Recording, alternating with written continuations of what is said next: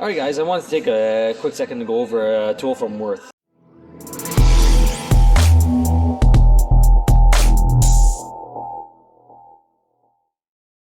Now,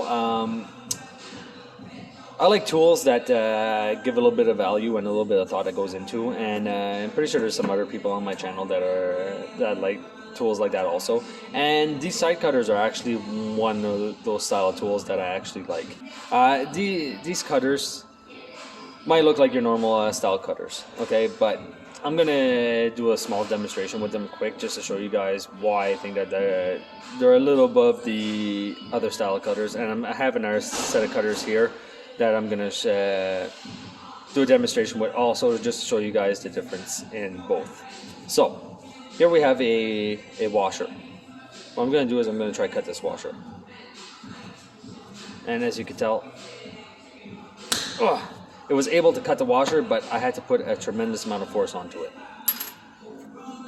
Now I have another set of cutters, okay, and I'm going to do the exact same thing. These ones are a little bit longer, so they have a little bit more leverage, so I should be able to cut it a lot easier, which, as you can tell, I hardly put any force onto that and I was able to cut them. So what makes these ones any different than that? Well, it's actually this little button in the middle. So if I come and I push on this little button all the way down, what that ends up doing is that it ends up locking one of these handles in spot. So, try to move this slowly for everyone. If you can see that. Okay. So what that does is it locks this side and it gives you a leverage point for when you're forcing. So instead of having two handles that are forcing like this, you have one that is being pulled and pushed at the same time. So what does that do? Well, this one little washer that I had to put a lot of force on a while ago, I'm telling you guys right now, cuts it super easy. Okay, now I'm going to do another demonstration real quick. We're going to take two washers with the snap-on ones. Now I'm going to use both hands. I'm going to try to cut this guy. Okay. And I'm forcing on that like crazy, guys. Okay, and you can tell by the marks that are into it. Okay, I wasn't going lightly with it. I was really trying to cut through it, and it wasn't able to cut through it. Now I'm going to take these ones and I'm going to put them on, and I'm going to show you guys. Okay, I still have to use two hands, but I don't know if you guys could see it.